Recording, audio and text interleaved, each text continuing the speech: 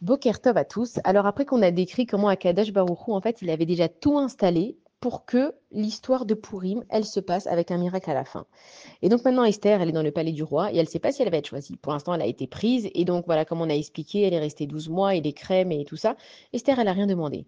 Et donc, elle arrive devant le roi Achashverosh et elle a aucune envie d'être prise par le roi. Alors, si on nous disait que Esther, elle s'était fait belle et qu'elle avait choisi la plus belle robe et qu'elle avait confiance en elle et qu'elle sentait bon et qu'il a choisi, on aurait compris. Mais là, elle n'a pas voulu aller. Elle était dans un état, j'imagine qu'elle était livide, elle devait pas avoir envie d'aller avec lui. Et on nous dit que quoi, quand il a vu, tout de suite, il a choisi, il a trouvé la plus belle et que il avait beaucoup de prétendantes, évidemment. Donc, il voyait une prétendante, il disait, bon, il lui donnait une note et il envoyait une autre, il faisait avec chacune. Mais quand il a vu Esther, directement, il lui a mis la couronne sur la tête. Et là, vraiment, on se pose la question, on se dit, mais attends, mais c'est pas possible, comment ça se fait? À ce point-là, elle était tellement magnifique, extraordinaire. Alors oui, effectivement, Esther, c'était il y a plein de femmes qui étaient belles dans le judaïsme. Esther, elle fait partie de toutes ces femmes-là. Mais il faut comprendre que Akadosh Baruch Hu, c'est lui qui donne la beauté. Et nous, dans un monde aujourd'hui où c'est la matérialité qui prône et on essaye de tout faire, alors entre les piqûres et les masques et enfin tout ce qui est possible pour garder une peau magnifique et pour être la plus belle et le plus beau et tout ce qui va avec, c'est Akadosh Baruch Hu qui donne la beauté. Maintenant, la beauté, c'est pas juste la beauté du corps, c'est la beauté à l'intérieur. On dit que quand une personne parlait avec Esther Amalka, elle lui donnait de la chashivut. En fait, Achashverosh, il n'était pas de lignée royale. Ça veut dire que Vashti, c'était la reine. Et elle s'était mariée avec lui parce qu'on dit que soit il a acheté le trône, soit voilà, il avait conquéri des différentes contrées, mais il n'avait pas du sang royal. Et en fait, quand il parlait avec Esther, elle lui donnait l'impression que c'était un roi. Parce qu'il y a marqué que Esther, reine be'ene kol roya. Chaque personne qui la regardait, elle trouvait grâce aux yeux de ces personnes-là parce qu'elle était agréable. C'était agréable de parler avec elle. Donc même si elle n'avait pas envie d'être forcément choisie par le roi, c'était une femme qui était agréable. Et donc à chaque fois que les personnes lui parlaient, il se sentait important en sa présence. Et donc, elle est choisie par le roi Achashverosh. Et à ce moment-là, donc voilà, Mordechai aussi rentre avec elle. Et Aman, il vient chez Achashverosh et puis il lui raconte, voilà, il y a Am Mefouzar, il y a un peuple qui est dispersé parmi nous. Et Achashverosh, il faut savoir qu'il était encore plus antisémite que Aman. Et donc Aman, il lui raconte, il lui regarde, c'est un peuple, il mange pas comme nous, il se marie pas avec nous, et il lui donne plein d'arguments. Il lui dit, c'est que dans la religion de ce peuple-là, s'ils ont un gobelet avec du vin et que dedans il y a une mouche qui tombe, bah, ils enlèvent la mouche et ils peuvent continuer à boire le vin. Mais si toi, le roi, tu vas boire du même gobelet et que tu vas le donner ensuite à un juif, il va pas boire de ta bouche à toi parce que pour eux, tu es considéré comme impur. Et donc, il lui a donné plein d'arguments, et Achashverosh, il attendait que ça. Et donc, Aman, il avait plein d'arguments convaincants et il lui a même dit à Achashverosh, regarde, moi je vais m'occuper de ce peuple si tu veux pour le décimer, pour l'éradiquer de ton royaume parce qu'ils vont semer la panique. Il lui dit, mais normalement une campagne comme ça doit te coûter de l'argent. Et là, il lui dit, mais ne t'en fais pas, tu n'as même pas besoin de me donner de l'argent, je vais m'en occuper. Et donc, en fait, Mordechai, on nous dit que par rêve, il a été dévoilé qu'il y avait un décret maintenant qui était posé sur les Juifs.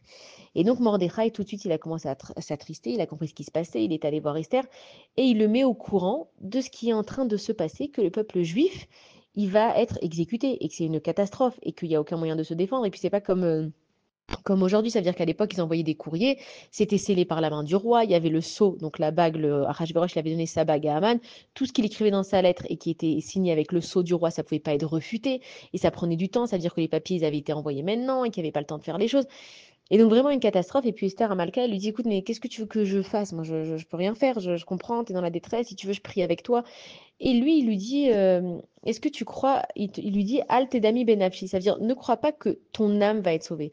Peut-être que toi, en fait, en tant que reine, tu peux être sauvée, mais ton âme, si maintenant tu n'agis pas pour ton peuple, tu ne seras pas sauvée. Et donc elle lui dit, mais qu'est-ce que tu veux que je fasse? Et quelle chose est en mon pouvoir? Et il lui dit, Mi odea imleet kazot higat la malchut. Il lui dit, qui c'est qui me dit que c'est pas pour ça, en fait, que tu es arrivé à la royauté? Il lui dit, regarde, tu comprends pas que c'est un petit peu bizarre ton histoire quand même? C'est toi qui es prise, alors que voilà, tu ne dis pas que tu es juive et que Pitom, tout d'un coup, il y a ce décret qui arrive. Et donc Esther, elle lui dit, mais regarde, moi, je veux bien aider Mordechai, je veux bien faire tout ce que tu veux. Mais si je vais, d'accord, j'ai pas été appelée, ça fait 30 jours. Maintenant, je n'ai pas le droit d'aller chez le roi alors que je n'ai pas été appelée. Et encore pire que ça, Mordechai, tu vois bien ce qui est arrivé à la reine d'avant. Vashti, elle, c'était vraiment une reine de sang royal. Et lui, juste, il l'a appelée pour aller devant lui. Elle n'a pas voulu, il l'a tué. Donc il lui dit, attends, t'imagines que moi, il vient de me connaître. L'autre, son ancienne femme, il la connaissait, c'était elle la reine, il l'a fait tuer parce qu'elle n'a pas fait ce qu'il voulait. Mais moi, si je vais devant lui, je suis morte. Il lui dit, à quoi ça sert en fait que je meure pour mourir? Et Mordechai, il lui dit, sache que Akadosh Baruch Hu, il a déjà prévu de sauver les Juifs. C'est pas pour rien que toi tu es là, tu as un rôle à jouer. Donc soit maintenant, tu joues ton rôle sans commencer à te poser des questions et 30 jours et pas 30 jours, et est-ce qu'il va m'accepter, et est-ce qu'il va me donner le charbit Azav, le sceptre royal pour m'accepter, ou alors la Géoula elle viendra, mais elle viendra pas par toi, et toi à ce moment-là, il faudrait que tu te poses les bonnes questions. Et Esther, quand elle entend ça, elle se dit, ok, j'ai compris. Il s'agit même plus de moi, ni de mon corps, ni de rien du tout. Le peuple juif, il est en danger. Maintenant, c'est à moi de faire les choses. Et donc elle dit Vecha Asher Avadeti, Avadeti. Si je dois périr, je périrai.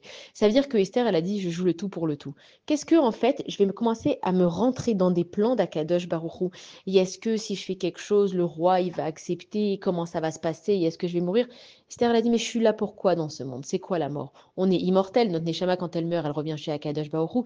Je vais lui dire quoi à Dieu? Je vais dire je suis désolée, tu sais, j'ai eu peur. Akadosh Baruchou va me dire mais attends, tu crois que tu étais dans ta maison tranquille avec Mordechai, tout d'un coup je t'ai fait prendre chez le roi, t'as pas voulu voilà te maquiller, mettre des savons, des sambons, etc. Tu as été choisi et juste à ce moment-là, il y a eu le décret.